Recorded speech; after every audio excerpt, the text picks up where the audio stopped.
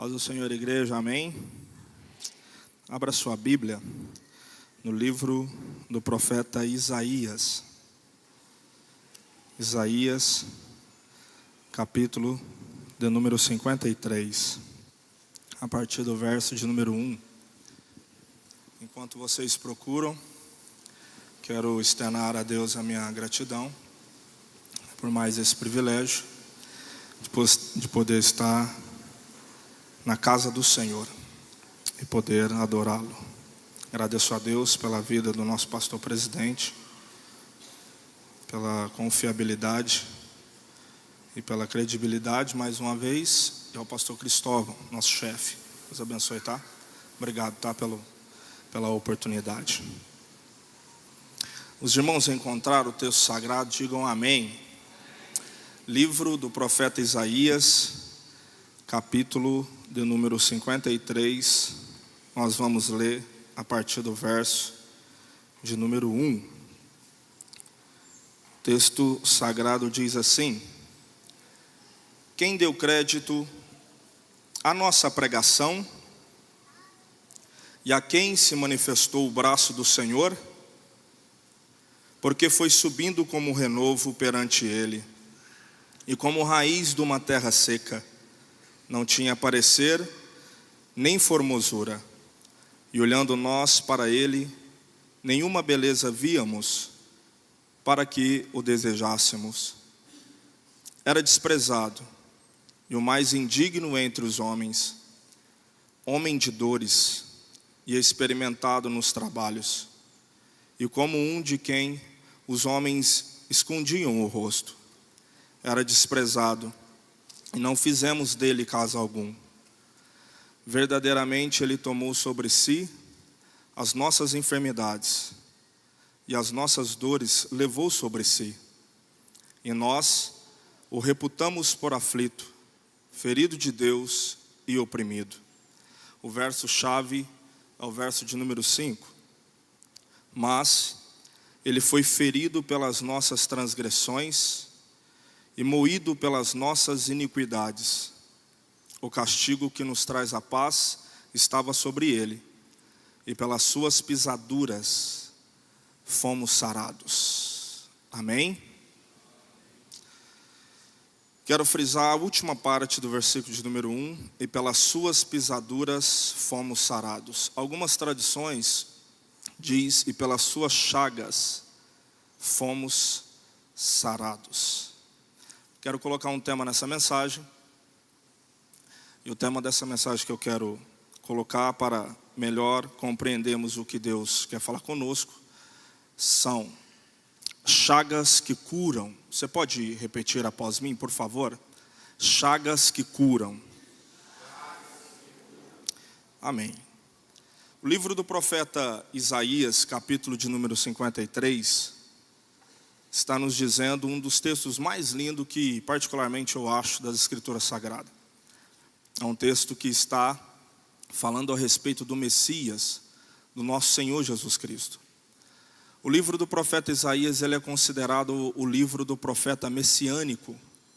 É o livro que mais fala sobre o Messias, é o livro que mais fala sobre Jesus. Nós vamos ver no livro do profeta Isaías falando de Cristo antes do seu nascimento na eternidade. Nós vamos ver também no livro o seu nascimento, o cumprimento do seu ministério, a sua morte, sua ressurreição, seu sofrimento, a sua vinda, o arrebatamento da igreja, o milênio, as bodas e o estado eterno. Está tudo contido no livro do profeta Isaías. Por isso que ele é considerado o livro messiânico.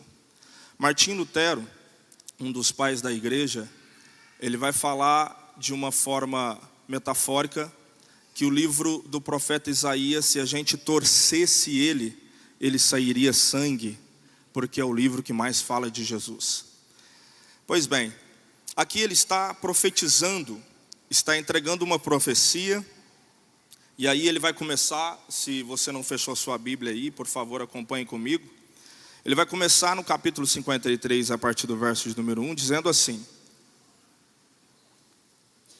Quem deu crédito à nossa pregação? Por que ele começa com essa pergunta? Qual pregação é essa? A pregação que ele está perguntando de quem deu crédito é a pregação do Messias que sofreu. Então ele está falando, quem deu crédito à nossa pregação? Qual pregação, pregador? A pregação que ele foi subindo como renovo em uma terra seca. Qual pregação, pregador? A pregação que nele nenhuma beleza víamos. Qual pregação, pregador? É a pregação que ele foi desprezado. É a pregação que ele foi indigno. É a pregação que ele foi moído. É a pregação que ele foi experimentado nos trabalhos. É a pregação que ele levou sobre si todas as nossas transgressões. É a pregação que ele foi moído e castigado. E a pregação que pelas suas chagas nós fomos sarados. É a pregação que Deus agradou moê-lo. É essa a pregação. É o capítulo 53. Então ele está perguntando, quem deu crédito nisso? Ele está fazendo uma pergunta, quem deu crédito na pregação que eu estou pregando? Quem deu crédito nisso tudo que eu estou falando? Quem acredita nessa mensagem que eu estou pregando? E ele continua assim, quem deu crédito à nossa pregação? Quem acredita nisso que eu estou falando? E aí depois ele faz a segunda pergunta. A segunda pergunta que ele vai fazer é, e a quem se manifestou o braço do Senhor? Por quê? Porque apesar de ser simples isso, mas isso é um dos segredos para a nossa vida cristã. Qual é o segredo, Jason? O segredo é que ele está perguntando, quem acredita no sacrifício do Messias? Quem acredita que ele foi moído? Quem acredita que ele levou sobre si os nossos pecados? Quem acredita que ele foi moído por nosso Deus? Quem acredita que ele levou sobre si todas as nossas transgressões? Quem acredita nessa pregação? E aí ele faz outra pergunta. E a quem se manifestou o braço do Senhor? Por quê? Porque quem acredita na mensagem que é pregada, a mão do Senhor se manifesta em favor dele. Então isso aqui é simples. Ele está falando, quem deu crédito na nossa pregação? Eu, profeta Isaías. E aí ele faz outra pergunta, e a quem se manifestou o braço do Senhor? Então isso aqui é simples. Se você quer ver a manifestação da mão, do braço do Senhor em favor da sua vida, acredita na mensagem que é pregada. Quem deu crédito? E a quem se manifestou o braço do Senhor? Porque se eu crer no sacrifício, na mensagem, na profecia, se eu acreditar naquilo que foi pregado, a mão de Deus se manifesta em favor da minha vida. E aí ele vai continuar, dizendo assim, ó, porque foi subindo como renovo perante ele, como raiz de uma terra seca. Alguém vê raiz crescendo, sim ou não? Não, só vê depois que ela brota, e aí vira uma planta, vira uma árvore e assim por diante. Então, enquanto a raiz está sendo manifestada ali debaixo da terra, primeiro ela cresce para baixo, depois ela cresce para cima. E aí ele está falando assim, ó, que Jesus foi como uma raiz que cresceu em uma terra seca. Quem é essa terra seca, Jason? Essa terra seca era o meu coração. Essa terra seca era o seu coração. Essa terra seca era a minha vida. Essa terra seca era a sua vida. E você entende uma coisa, que nada crescia na sua vida, nada prosperava. Nada crescia. Nada prosperava, porque terra ruim, terra seca, ninguém joga semente. Terra seca, terra ruim, ninguém compra. Os fazendeiros, os milionários por aí, os ricos por aí, que vai comprar fazenda, que vai comprar uma terra para plantar, ele escolhe a melhor terra, sim ou não? Ele vai escolher uma terra ruim?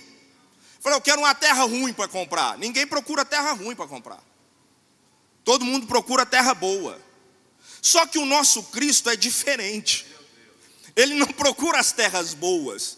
Ele vai nas terras ruins. Oh, glória a Deus. É na terra seca, que ninguém dá nada. É na terra seca que não cresce nada. É na terra seca que não cresce empresa, que não cresce casamento, que os filhos estão perdidos. Aí Jesus olha essa terra ruim, que ninguém dá valor, todo mundo fala mal na rua. Os vizinhos falam mal, todo mundo fala mal, é terra ruim, é terra seca, nada prospera, nada cresce nessa terra. Aí Jesus olha e fala: aí está uma terra boa para mim crescer. Aleluia, oh glória a Deus. Eu era uma terra seca, uma vida seca, ninguém dava valor em mim. Mas Jesus, que foi a raiz, que cresceu nessa terra seca, começou a germinar. E aí precisava de um pouquinho de água, o Espírito Santo vinha e colocava mais um pouquinho, ia regando com a água, que é a palavra, ia regando, ia regando, ia regando, e Cristo foi crescendo nessa terra chamada Jason, e aí Deus fez prosperar e mudou a história dessa terra seca. Foi assim com a sua vida, foi assim com a sua família. E se porventura tiver alguma família aqui, alguma vida que está neste estado de terra seca, recebe essa palavra: hoje é noite dele crescer na sua vida. Hoje é noite dele crescer na sua família.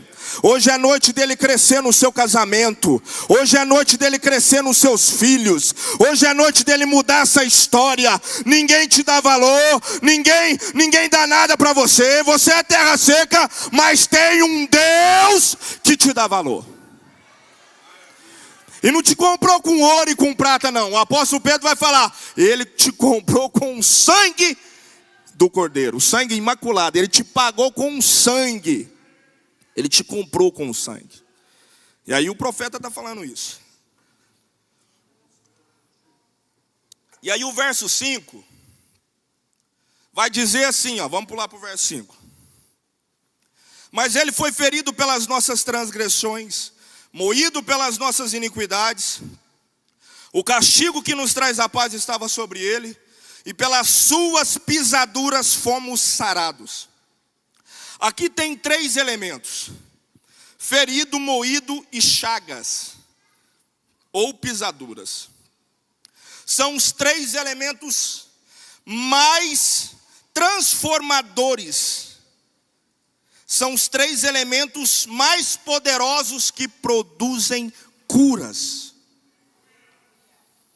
Meu pastor, o senhor que é um professor, quando os soldados estavam torturando Jesus, batendo em Jesus, humilhando Jesus, eles, sem saberem, estava sendo usado por Deus para promover os maiores elementos de curas para a sua igreja. Quanto mais eles batiam, pastor Douglas, mais eles produziam curas. Quanto mais eles torturavam o nosso Senhor Jesus, mais eles produziam elementos de curas para a sua igreja.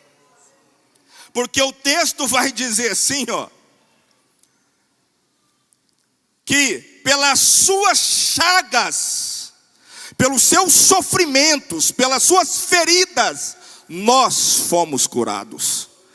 Então, para eu ser curado e para você ser curado, foi necessário ele ser moído, torturado, machucado, para produzir cura para mim e para você. E aí há algumas questões aqui que eu quero entrar. Que quando ele foi moído e ele foi pendurado na cruz, ele foi zombado.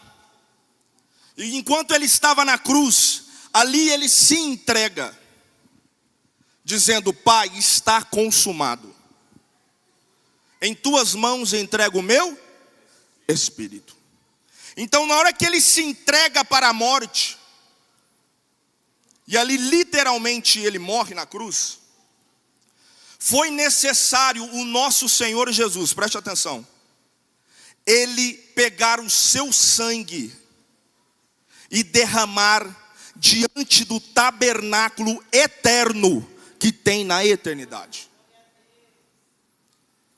Então Jesus entra dentro deste tabernáculo eterno que tem lá na eternidade diante de Deus. para oferecer o seu sangue. O único sangue que era capaz de suprir toda a justiça de Deus. Enquanto ele foi entregar o seu sangue nesse tabernáculo eterno, o texto vai dizer que não é o tabernáculo de Moisés. Porque o tabernáculo de Moisés foi um tabernáculo terreno. Mas para Moisés fazer o tabernáculo terreno aqui na terra, foi necessário Moisés ver este tabernáculo na eternidade. Porque Moisés viu.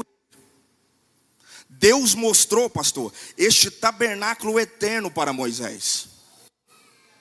Quando ele falou, vou fazer um tabernáculo lá, eu quero que vocês façam um santuário na terra e eu vou habitar no meio de vocês. Aí Deus fala assim, só que então, porém, Moisés, você não vai fazer esse tabernáculo de qualquer jeito.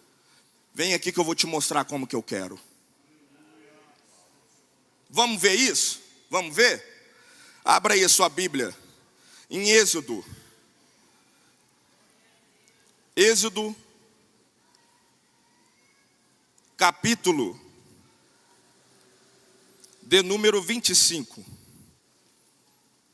Vamos ver.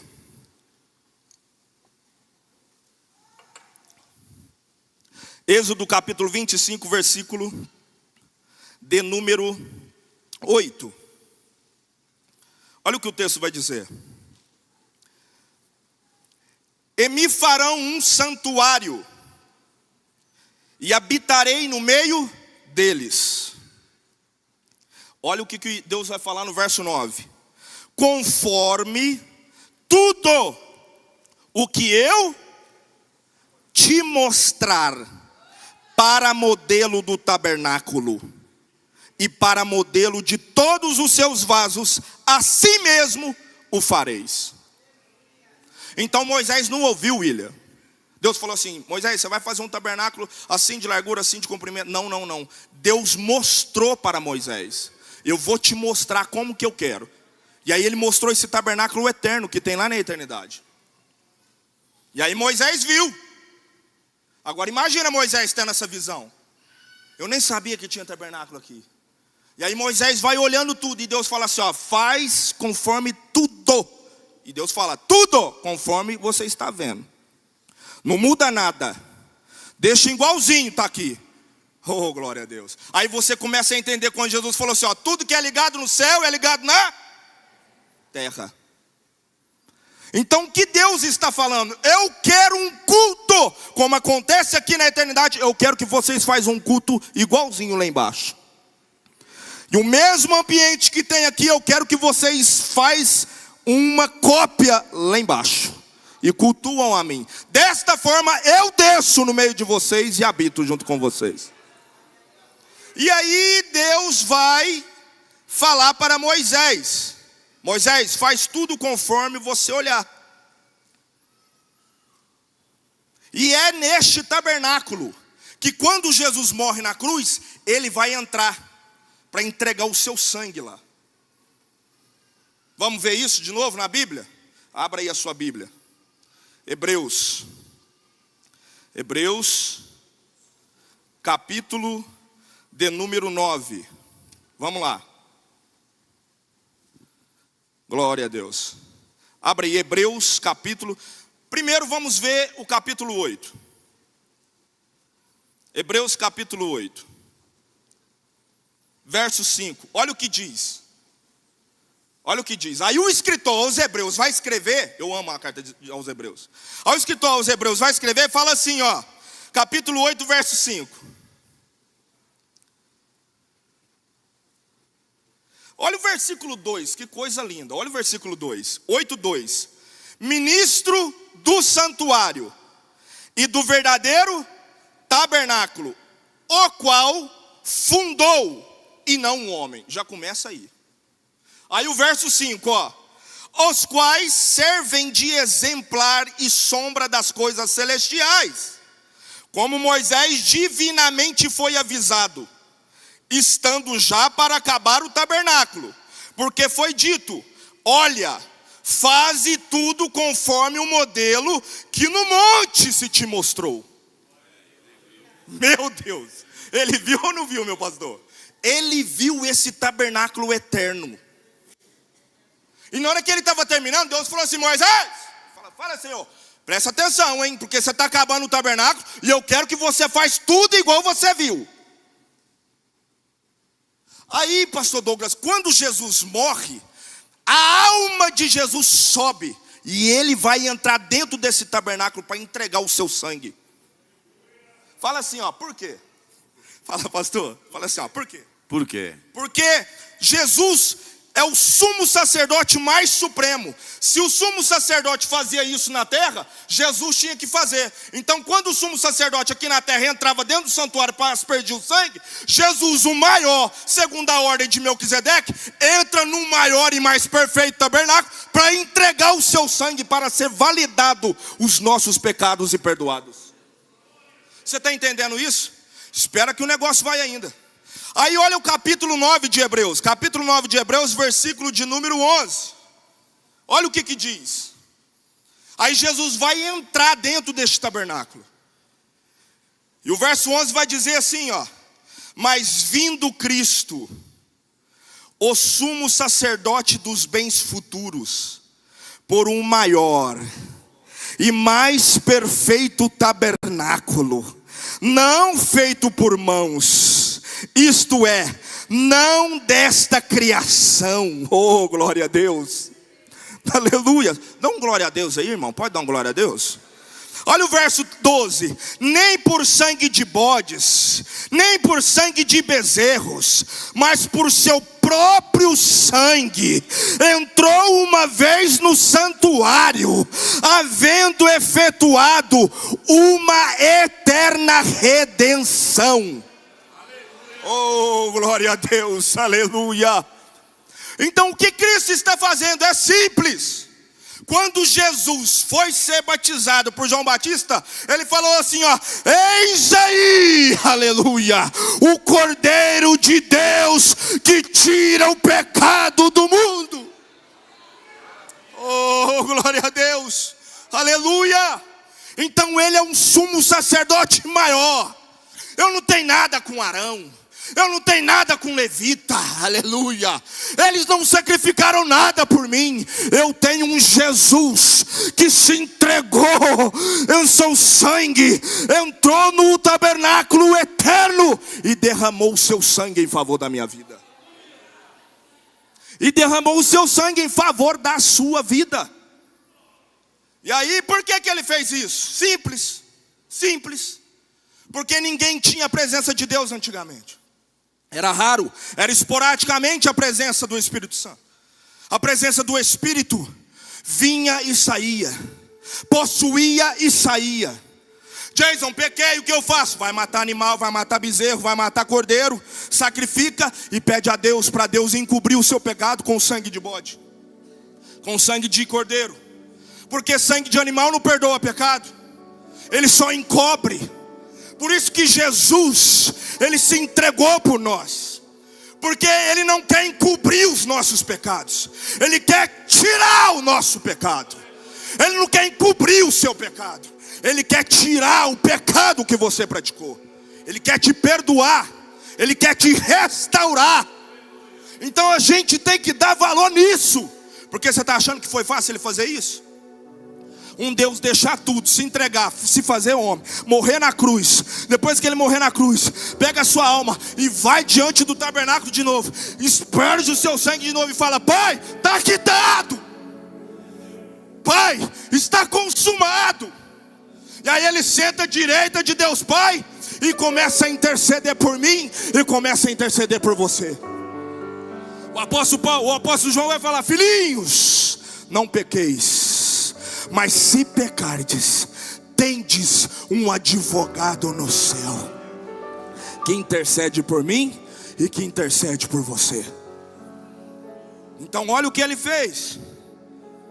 Então ele se entrega. Então quando ele se entrega, ele faz algo extraordinário. Vou concluir aqui. Em 5 minutos eu concluo. Ele faz algo extraordinário. Porque não é somente, pastor Valtinho, entrar no santuário e derramar o seu sangue. tem um ritual para fazer.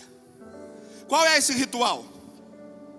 Jesus vai entrar, ele vai entrar com as suas vestes salpicadas, todo transfigurado, porque no mundo espiritual ele vai entrar dentro do tabernáculo eterno com o seu sangue, com as vestes rasgadas, seminu. E aí ele vai entrar lá, todo machucado. Eu não vou entrar, mas Isaías capítulo 61 vai falar que eles perguntam assim: quem é este que vem de Edom? O que é Edom? Adão, vermelho, Adão, vermelho como barro. Ele está falando assim, ó: quem é este que vem vermelho? A Isaías 61, Marco, vai falar assim, que ele responde. Ele fala assim, ó: eu, aleluia, poderoso na batalha. Aí eles perguntam: por que está vermelha as tuas vestiduras? Aí ele fala assim, ó: porque eu pisei sozinho no lagar. O que é lagar? As virgens punham vestes brancas e pisavam no lagar para fazer vinho. Quando elas pisavam, o vinho manchava suas vestimentas. E ele fala assim, ó: porque eu sozinho pisei no lagar. Entre os povos não houve ninguém comigo. Sabe o que ele está falando? Sozinho enfrentei a cruz. E quando eu estava enfrentando a cruz, não houve ninguém que estivesse comigo. Aleluia, oh glória, aleluia. Ele sobe todo salpicado de sangue. E quando ele sobe salpicado de sangue, ele entra dentro desse tabernáculo. Ele tira essas vestes e deixa suas vestes ali dentro daquele santuário, toda manchada de sangue, como prova de testemunha. Ele deixa naquele santuário. E aí ele coloca outras vestes e sai do santuário. Jason, da onde você está tirando isso? Abra aí Levítico capítulo 16. Aleluia. Levítico capítulo 16, versículo de número 3. O que o sumo sacerdote tinha que fazer no santuário? Olha o que o sumo sacerdote tinha que fazer. Com isto Arão entrará no santuário com um novilho para expiação de pecado. Mas Jesus não tinha novilho, então ele foi entregar o seu próprio sangue, e como carneiro para o holocausto. Verso 4: vestirá ele túnica santa de linho, que é as vestes que Jesus estava, só que ela estava toda manchada. E terá ceroulas de linho, que é uma cueca, que isso está falando santidade sexual, porque Jesus morreu virgem, viu? Não é esses filmes aí que os outros vai colocando, não. Cingir-se-ão de cinto de linho, que é cinto da verdade, porque ele falou: eu sou o caminho, a verdade e a vida. E se cobrirá com uma mitra, que é um chapéu que o sumo sacerdote usava, dizendo: santidade ao Senhor, que é mente limpa, mente santa. E aí ele vai dizer assim, ó: e estes são vestidos santo, isso banhará a sua carne na água e os vestirá. Verso de número 23 do mesmo capítulo de Levítico diz assim, ó: depois Arão virá à tenda da congregação e despirá os vestidos de linho que havia vestido quando entrara no santuário, e ali os deixará.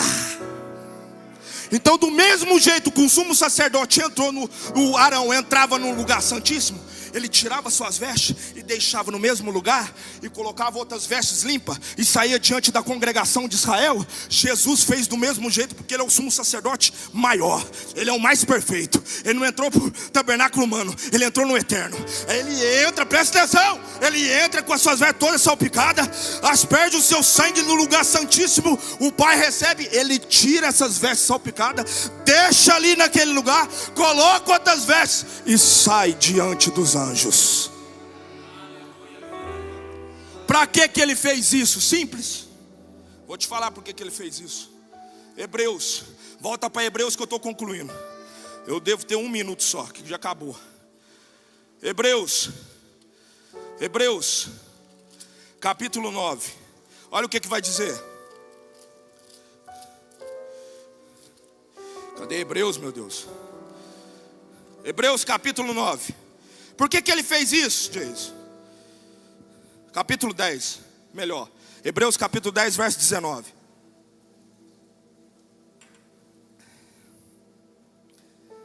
Por que ele fez isso, Jason?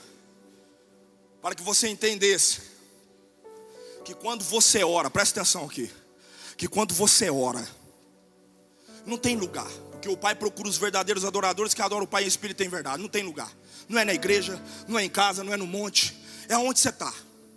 Onde eu estou? Estou dentro do carro dirigindo, é aí. Onde eu estou? Estou dormindo, levanta e vai ajoelhar no quarto, é aí. Onde você está? Ah, agora eu estou na igreja, então é aqui. Para você entender que quando você orar, oh glória a Deus, o escritor aos Hebreus vai dizer assim, ó, 10:19. Tendo, pois, irmãos, ousadia para entrar no santuário pelo sangue de Jesus. Que santuário que é esse? É o mesmo que Jesus entrou. Só que você não entra fisicamente por enquanto. Você entra pela fé quando você dobra o joelho para orar. Oh, glória a Deus. E aí ele vai falar assim, ó, verso 20, presta atenção, irmão. Isso aqui é muito sério. Pelo novo e vivo caminho que ele nos consagrou, pelo véu, isto é, pela sua carne. Aleluia. Verso 21. E tendo um grande sacerdote sobre a casa de Deus, cheguemo-nos com verdadeiro coração e inteira certeza de fé. Aleluia. O que ele está falando? Que quando você se ajoelhar e entrar neste santuário pela fé, pelo sangue de Jesus, você vai entrar no mesmo santuário que Jesus deixou suas vestes e derramou o seu sangue. Aí o profeta Isaías vai falar assim, ó, e pelas suas chagas fomos sarados. Porque quando você ora, quando você se prostra diante do Senhor para orar, diante de um Deus que ouve a sua oração, você tem que crer nisso, que há um lugar, aleluia, diante da presença dEle, que o seu filho entregou o sangue, deixou suas vestimentas salpicadas de sangue, para que nós pudéssemos entrar e ver essas vestes lá pela fé. Aqui eu concluo. Essas vestes vai ficar lá para sempre, Jason? Não. Oh glória. Porque quando ele voltar em Apocalipse 19 vai dizer, Apocalipse 19, é, não é? Vamos ler para me concluir isso aqui. Apocalipse 19. Olha o que diz. Aleluia. Aleluia. Oh, glória a Deus. Aleluia. Ele vai colocar essas vestimentas salpicadas de sangue quando ele voltar num cavalo branco. Quando ele estiver para voltar com os seus santos, ele vai falar para os anjos assim, ó, vai lá no tabernáculo, pega aquelas vestes que está lá desde quando eu morri na cruz. Eles vão lá e vão trazer para o Senhor. Ele vai vestir. E Apocalipse 19 vai dizer assim, ó, aleluia, aleluia. Verso 11. E vi o céu aberto, e eis um cavalo branco, e o que estava sentado sobre ele chama-se Fiel e Verdadeiro, e julga e peleja com justiça. Os seus olhos eram como chama de fogo, e sobre a sua cabeça havia muitos diademas, e tinha um nome escrito que ninguém sabia senão ele mesmo. E estava vestido de uma veste salpicada de sangue, e o nome qual se chama é a palavra de Deus. E seguiam no exército no céu cavalos brancos, vestidos de linho branco e puro, e da sua boca saiu uma espada aguda para ferir as nações, e ele as regerá com vara de ferro. Ele mesmo é o que pisa no lagar, olha o lagar de novo, do vinho do furor da ira de Deus, do Todo-Poderoso. Aleluia, oh glória a Deus, aleluia. Então o que Jesus vai fazer? Quando ele voltar, ele vai colocar essas vestes novamente. Então quando você orar e entrar na presença do Senhor, saiba de uma coisa: há um sangue que te abriu o caminho para buscar a presença dele.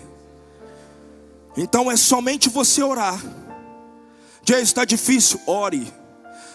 Diz, está complicado, ore. Diz, a porta não abra, ore, porque ele já fez o que tinha que fazer. Creia que Deus te dará um milagre. Isso são as chagas que curam. Que Deus abençoe em nome de Jesus.